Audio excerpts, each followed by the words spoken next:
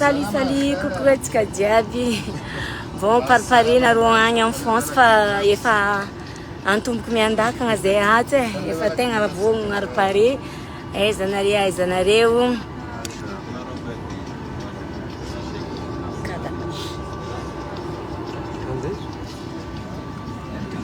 Efa anaty avion zay amizao.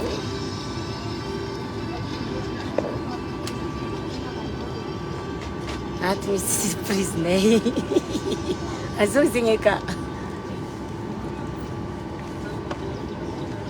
Anko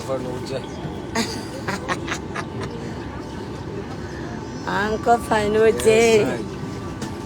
Bombo Clatus. Bebe kely aloha Madagasikara fa magnaraka koa. Pariparena koa fa amin'ny samedi azadigna rendez-vous-tsika à Colmar. Zaho ato fa vogno zay jiaby mo vogno sady pare. Anareo feky mahay azy. Colmar rendez-vous-tsika amin'ny samedi zao. Bisous olo jiaby. Je t'aime anareo fa efa tegna agnaty avion hoe tsisy vandivandy raha ake. Paripareza fa avy vaiavy tô ye. Maman me dérange fa anareo miaraka maman me dérange.